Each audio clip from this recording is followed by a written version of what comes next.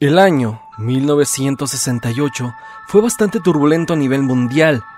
El movimiento hippie se hacía cada vez más fuerte. El descontento con el conflicto de Vietnam en Estados Unidos se hacía notorio y las primeras movilizaciones sociales se hacían presentes en todo el mundo. Y nuestro país no fue la excepción. En México iniciaron diversas movilizaciones con el fin de obtener mejoras sociales. La más recordada fue el movimiento estudiantil de 1968, liderada no solo por estudiantes, sino también por profesores, trabajadores, amas de casa, etc. Ese mismo año, la Ciudad de México sería la sede de los Juegos Olímpicos de 1968, por lo que el gobierno de ese entonces quería mantener una imagen de estabilidad para el extranjero. Durante las manifestaciones del 2 de octubre, el gobierno de Díaz Ordaz mandó al ejército a disparar o atrapar a los estudiantes para posteriormente tenerlos como presos políticos. Muchas de estas personas desaparecieron o fueron torturadas a los días, semanas o incluso, dicen muchos, a los años siguientes. El número total de víctimas sigue siendo desconocido, al igual que la identidad de muchos de los desaparecidos. A este suceso se le conoce como la matanza de Tlatelolco. Y hoy indaguemos en su iceberg. Hoy fue un día soleado. Esto ya lo hemos hablado antes en leyendas urbanas de la televisión mexicana. Y es que muchos recuerdan la frase "hoy fue un día soleado" como algo infame dicho por el polémico conductor y periodista Jacobo Zabludovsky.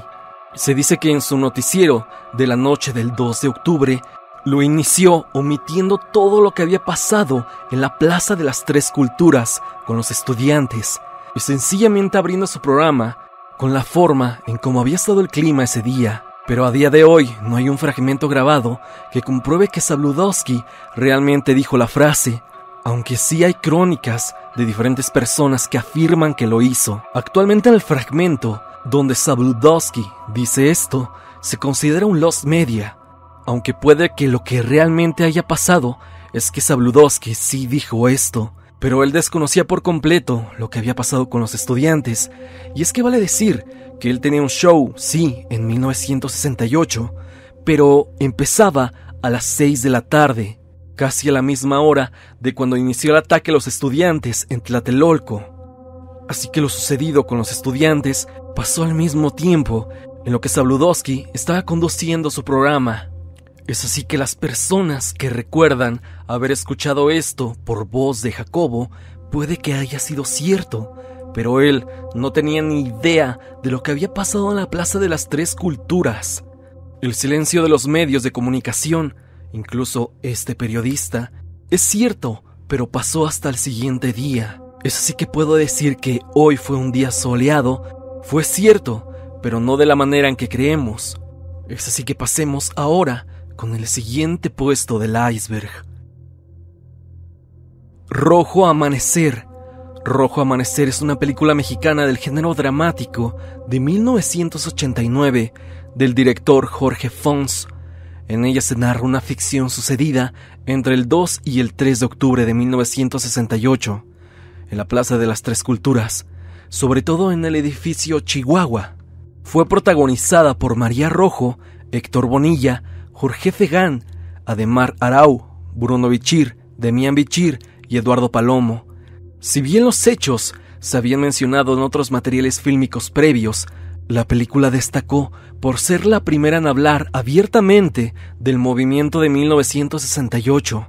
Y es que antes había una censura desmedida ante este hecho. El partido que imperaba incluso antes de 1968 y que seguía gobernando durante la filmación de Rojo Amanecer, hacía lo posible para que no se hablara de nada acerca del movimiento de 1968. Esta película entonces se rodó y editó de manera casi secreta en una réplica de un departamento de Tlatelolco en una bodega del sur de la capital mexicana. Los actores, el director y los guionistas salían del set de grabación con total cautela, mirando hacia todos lados para que no fueran descubiertos. El guión de esta película fue basado en testimonios de familias y sobrevivientes al 2 de octubre. El nombre de la película fue sugerencia del actor Valentín Trujillo, que ayudó con dinero a terminar la película, que finalmente fue titulada Rojo Amanecer. Estudiantes y maestros escondidos durante meses y testimonios. A lo largo de los años, varios estudiantes que sobrevivieron a esta matanza han expuesto sus testimonios de cómo tuvieron que permanecer escondidos por mucho tiempo para poder tener la seguridad de salir con vida de la zona, desde tinacos o algunos que fueron escondidos en ciudades alejadas del sitio. A continuación vamos a escuchar el testimonio de un profesor de nombre Fausto Trejo Fuentes, el cual tuvo que esconderse y mantenerse alejado de su profesión como docente, esto hasta que se calmaran las cosas. Fausto cuenta lo siguiente: llegué a las 6:05 y subo la escalinata y aparece un helicóptero, el cual lanza una luz verde y sigue girando alrededor del edificio Chihuahua. La tribuna estaba en el edificio Chihuahua. Me dispongo a subir porque soy el quinto orador y aparece otra vez el helicóptero y ahora lanza una luz roja. En el momento en que aparece, empiezan unas detonaciones ensordecedoras de todos lados. Llovía metralla y de pronto entró el ejército que salía de la avenida San Juan de Letrán. Vienen las tanquetas disparando y todo. Hacen boquetes sobre el edificio Chihuahua. Hacen un reparto de metralla por todos lados. Me tiro al piso. Trato de levantarme, pero el miedo es terrible. Las piernas me fallan. No puedo levantarme. Aquí viene lo más tremendo de mi vida y el compromiso más grande de esta. Se acerca un muchacho y me dice: maestro, levántese, vámonos, porque si lo ven, lo matan, vámonos. Me toma del brazo, yo no podía caminar, era el pánico, o lo que ustedes quieran considerar. Caminamos, no sé, unos 10 metros, y de pronto, un proyectil le atraviesa la cara. Esa bala era para mí. Este era un chamaco de unos 18 o 20 años, universitario. Era de la normal, de alguna escuela particular, campesino, quién sabe. Cayó a mis pies. Se imaginan el compromiso, ¿verdad? Permanecí ahí unos minutos y pensé: ¿a dónde voy? ¿Qué hago aquí? Pero como un rayo, recordé las palabras de este alumno y simplemente me fui corriendo. Fui yo y otros muchachos a la iglesia y resulta que la habían cerrado. Tocamos con desesperación, con gritos, y el maldito cura no nos abrió. Di la vuelta y me crucé todavía con algunos soldados que iban disparando. A muchos los veía con metralletas. No sé si serían cuernos de chivo o quién sabe. Posiblemente no querían hacer daño a nadie, ya que me vieron y se siguieron de filo. Me fui caminando hacia el jardín de Tlatelolco. Toda mi ropa estaba manchada de un tono rojizo. Esto por el muchacho que cayó conmigo. Crucé a varios soldados y no me hicieron nada. A lo mejor dijeron: este va herido y se va a caer más adelante. No lo sé, algo así me imaginé. Me fui caminando y delante encontré un coche. De este salió un jovencito y me dijo: maestro, véngase, súbase. Si lo ven, le van a hacer algo, súbase. ¿A dónde vamos?, respondí. A casa de un primo mío, allá en Ciudad Satélite, lo más lejos que podamos. Esta historia pertenece a un profesor y nos habla de lo crudo que fue ese día para los presentes. Y también nos habla de cómo es que algunas personas tuvieron suerte por todas las consecuencias que vivieron, tal cual como fue con el maestro. Aquí tenemos otro testimonio proveniente de Marcia Gutiérrez, que era integrante del CNH, del Consejo Nacional de Huelga en aquellos tiempos.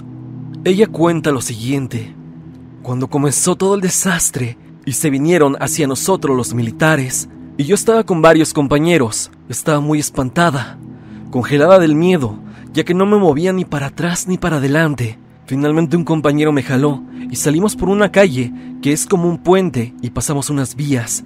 Nos iba sacando un chico del Politécnico que nos llevó a su casa, ya que nos preguntó: ¿ustedes son de consejo? Y le dijimos que sí, que éramos del consejo. Véngase conmigo, vamos a mi casa, dijo. Esta era como una vecindad. Nos metimos hasta el fondo en una recámara.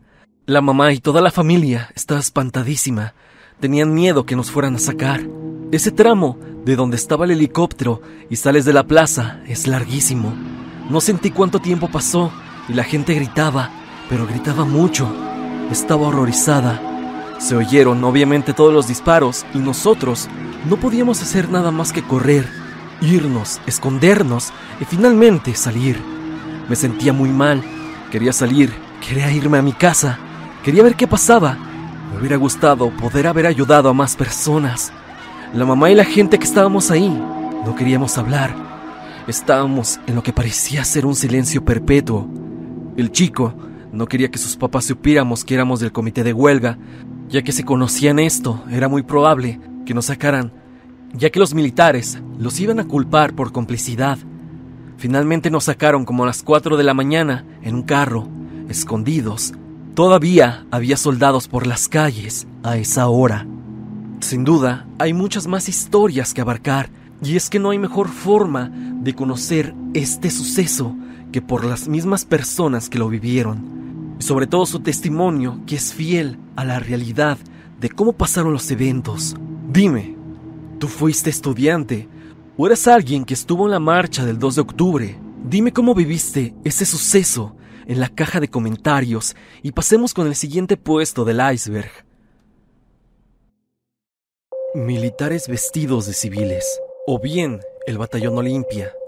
Para entender el actuar de estas personas debemos entender que pertenecían al Batallón Olimpia, que fue un grupo paramilitar creado por el gobierno de México con el fin de vigilar, espiar, perseguir, hacer acciones de sabotaje, realizar detenciones e infiltrar el movimiento de 1968 en México.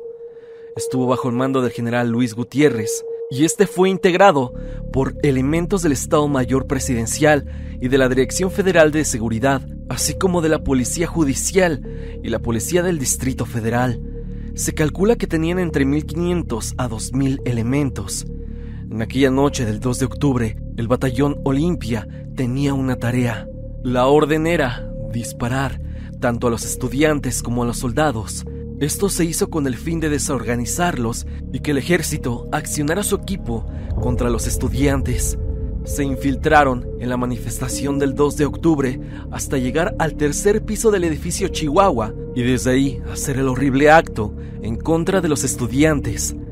Algunos miembros del Batallón Olimpia fueron detenidos por el ejército y posteriormente liberados, esto por orden presidencial. Se dice que la orden de atacar al ejército y a los estudiantes fue idea del secretario de Gobernación de aquel entonces, Luis Echeverría Álvarez, el cual se convertiría en presidente después de Gustavo Díaz Ordaz. La responsabilidad de este horrible suceso se dividió entre Luis Gutiérrez Oropeza y el presidente Gustavo Díaz Ordaz, pero realmente la responsabilidad fue de Luis Echeverría Álvarez. Fue quien orquestó todo esto. Después de 1968, en 1971 se cree que el grupo se volvió a activar, nuevamente dirigidos por Luis Echeverría, solamente que ahora él estaba como presidente de México. Este nuevo ataque se le conoció como el Halconazo, el día 10 de junio de 1971. El Batallón Olimpia era más que eficaz. Al mismo tiempo que en las escuelas se planeaba el mitin, militares vestidos de civil iban tomando posiciones para la batalla, con armas y todo, en las azoteas, en el Templo de Santiago y en los departamentos del multifamiliar estaban repletos de ellos. También se dice que en la azotea de la iglesia había varios del Batallón Olimpia, simplemente cazando a los estudiantes. El Batallón Olimpia, si bien parecía cualquier persona en las marchas, estos, cuando acabaron con los estudiantes, tenían un distintivo. Cada uno de ellos poseía un guante blanco en la mano izquierda. Eso para saber que eran del Batallón Olimpia. Este se llamó así para preservar y salvaguardar, entre comillas, los Juegos Olímpicos, los cuales estaban a la vuelta de la esquina, a tan solo unos días de que fueran inaugurados. El Batallón Olimpia fue monstruosamente efectivo y fue el brazo del gobierno y por el cual fue posible este horroroso evento. Y se ganan un puesto muy merecido en este iceberg. Los videos prohibidos de Tlatelolco. Este punto lo podemos relacionar con otros temas tocados en el iceberg, que sabemos quiénes fueron el Escuadrón Olimpia, pero también sabemos de la supuesta existencia de videos de aquella noche. pero ahora les proporcionaré más información acerca de la narrativa de estos hechos, ya que puede que lo conozcas o no, pero el mismo gobierno mandó a grabar todo lo que pasó el 2 de octubre de 1968. Contrató a un equipo profesional para documentar todo lo que iba a pasar en la Plaza de las Tres Culturas. En este tema existe un personaje muy interesante, y este es Servando González, aclamado director de la época de los 60s y 70s, pero que sobre todo era conocido por ocupar la dirección de los laboratorios en los estudios Churubusco. Ya había sido contratado para otros trabajos de la presidencia mexicana, pero sobre todo para grabar todos los mítines y manifestaciones que se habían llevado a cabo por la sociedad mexicana en 1968. Es así que unas noches antes del 2 de octubre llegó alguien a los estudios Churubusco. Esto que contaré a continuación es por voz del mismo Servando González. Llegó un señor, por el pelo tipo militar. Seguramente tenía un cargo alto en el ejército, pero este estaba vestido de civil, con corbata. Y él dijo lo siguiente: quiero que me haga un documental para el 2 de octubre. ¿Qué cámaras lleva? 2, le dije. Lleve 6. Eso cuesta, le respondí. ¿Cuánto? Le digo mañana. Al día siguiente me volvió a preguntar cuánto y le dije que salía muy caro. Le cobraría unos 20,000 pesos, le dije. Este hombre, que era un tipo militar, sacó el dinero y me dijo: te quiero a las 2 de la tarde en la Plaza de las Tres Culturas. Y así lo fue. Servando González asistió a la Plaza de las Tres Culturas. Otra crónica que encontré en internet y que complementa perfectamente lo anterior es la siguiente. Ahí estaba Servando González, director de cine, consentido del gobierno de Díaz Ordaz, y su ayudante, Cuauhtémoc García Pineda. La orden había salido una noche antes. Váyase mañana a Gobernación, a las 7 en punto, y no haga preguntas, le habría dicho Servando González a García Pineda. Cuando llegó Pineda, vio cómo Servando dirigía la instalación de 3 cámaras a reflex frente a los ventanales de la espaciosa oficina del piso 19 del edificio de Relaciones Exteriores. Estaban preparados para una larga filmación. Llevaban una larga cola de película de más de 100,000 pies de cinta. No era la primera vez que Servando González hacía grabaciones sobre el 68. Como amigo íntimo del secretario de Gobernación, Luis Echeverría, había tenido acceso privilegiado a lugares y momentos claves del movimiento. Mítines, enfrentamientos, manifestaciones, todo. Pero la de ese 2 de octubre tendría que ser especial, y se notaba por todo el equipo que llevaban que estaban por grabar algo único, y para esto llevaban 6 equipos de cine. Llevaban lentes telefoto, los cuales podrían tener imágenes nítidas de objetivos bastante lejanos. Este era el equipo que estaba grabando desde el edificio de Relaciones Exteriores, el cual está a un costado de la Plaza de las Tres Culturas. Lo podemos ver aquí a través de Google Earth, y cómo es que desde el edificio se puede obtener una vista privilegiada a la Plaza de las Tres Culturas y todas las zonas aledañas. Pero este no era el único punto de grabación. Se habla que otro equipo de filmación tuvo cita en la Plaza de las Tres Culturas en la tarde para saber desde qué punto era óptimo grabar. Se puso una cámara en el edificio Chihuahua y otra arriba de la iglesia, puntos estratégicos para captar todo. Servando González y su equipo comenzaron a filmar a las 4 de la tarde, 2 horas antes de que empezara todo, y continuaron filmando hasta las 2 o 3 de la mañana. Él dice que filmaron rollos y rollos de todo lo que pasaba. Afirma que la madrugada, a eso de las 3:30 de la madrugada, los sacaron unos militares de Tlatelolco. Los llevaron junto con todos los rollos a los estudios Churubusco. Según los militares, llevaron al personal de equipo de producción a sus casas, incluyendo a Servando González. Dice que llegó a las 4:30 a su casa y regresó al laboratorio de los estudios Churubusco a las 7. y desde ese momento se encargó de revelar todo lo que habían grabado. Mientras Servando acababa su trabajo, llegó aquel señor que parecía militar y muy serio dijo: «Vengo por el material. Está saliendo el último rollo del positivo y ya tengo la sala de proyección», dijo Servando. «No lo vamos a ver, así me lo llevo». Servando González dice que cuando salió el último rollo de la reveladora eran muchos, un total de 14 rollos de 400 pies cada uno. El presunto militar dijo que si le firmaba algo, González solo dijo que de recibido. El hombre replicó que quería el negativo. El cineasta dijo que se quedaban en el laboratorio y este hombre, firme, dijo que él lo quería y finalmente González se lo dio. Este último dice que no sabe dónde quedaron los rollos, pero que obviamente alguien debe saber dónde se encuentran.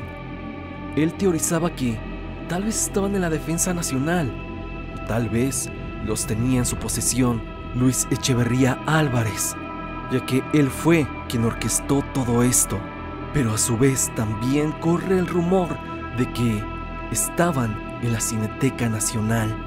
Este puesto es turbio y denso a la vez, ya que hace que nos preguntemos ¿con qué objetivo realmente querían grabar todos los hechos? Hay versiones que indican que simplemente lo hicieron por morbo y por ver cómo sus enemigos eran acabados. Otros más dicen que fue para asegurarse de que todo había salido bien.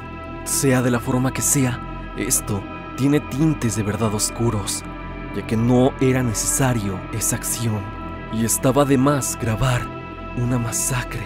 Eso es lo que te puedo decir. Pero acerca de los rollos en sí, creo que vieron su fin 12 años más tarde. Y esto te lo explico en el siguiente puesto, así que mantente atento. Las cintas en la Cineteca Nacional. La Cineteca Nacional se fundó en 1974 durante la gestión presidencial de Luis Echeverría con el propósito de crear un espacio destinado a preservar y resguardar el patrimonio cinematográfico mexicano. La primera sede de este recinto se abrió en enero de 1974 en los estudios Churubusco, entre la avenida Tlalpan y la avenida Churubusco.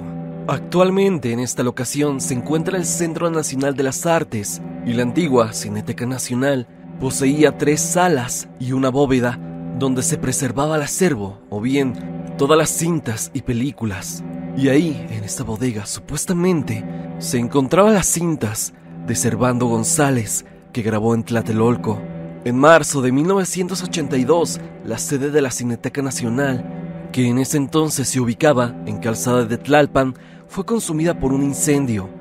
La tragedia fue mayúscula, pues además del deceso de varios, se perdió más del 90% del acervo fílmico de México. Desde ese día comenzó a circular un rumor entre la gente. El incendio habría tenido como finalidad desaparecer cierto material fílmico por orden del gobierno de Gustavo Díaz Ordaz durante la matanza del 2 de octubre del 68. Y esto tiene sentido, ya que si recordamos el puesto anterior, donde se dice que Luis Echeverría mandó a grabar todo y a la vez mandó a construir también la Cineteca Nacional, tiene todo el sentido del mundo que este personaje haya guardado las cintas en la Cineteca Nacional. Es entonces que se cree que ese incendio fue provocado, fue hecho por alguien que recibía órdenes de Echeverría y el acto tenía complicidad sin duda con el presidente en turno, que era José López Portillo.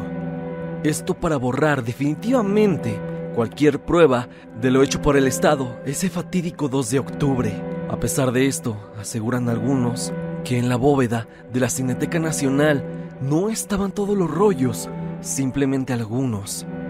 Por lo que el paradero de los demás puede que Echeverría se lo haya llevado a la tumba, aunque personalmente creo que hay algunas de estas cintas en algún lado. Alguien debe de tenerlas, tal vez celosamente resguardadas, pero existen. Tal vez la Defensa Nacional, el Ejército o incluso la familia de Echeverría deben de tener algunas de estas cintas. Y ahora me gustaría que me dijeras qué piensas acerca de este tema. ¿Qué piensas de que el evento del 2 de octubre en la Plaza de las Tres Culturas fue grabado por el mismo gobierno? Y es que un detalle importante que también se me pasó decirte en el puesto anterior es que esas mismas cámaras que estaban a cargo de Servando González 10 días después del 2 de octubre del 68 fueron ocupadas para grabar la inauguración de los Juegos Olímpicos en el Estadio Olímpico Universitario en CU. Algo simplemente morboso. Hasta aquí el video del día de hoy. Espero que te haya gustado. Ya has escuchado la primera parte del iceberg del 2 de octubre de 1968. ¿Tienes algún tema interesante que podamos abarcar en la parte 2? Si así lo es, no lo dudes y escríbemelo en la parte de abajo. Al igual te pido que dejes tu pulgar arriba y sobre todo que compartas el video con un amigo tuyo. Recuerda seguirme en redes sociales, especialmente en mi Instagram, para estar en contacto. La música del video, como siempre, ha sido por parte de Repulsive. El link a su canal estará en la parte de abajo. No olvides seguirme también a través de Spotify para que me escuches mientras haces tus labores diarias. Sin más que decir, no te olvides que yo soy Stan y te deseo dulces pesadillas.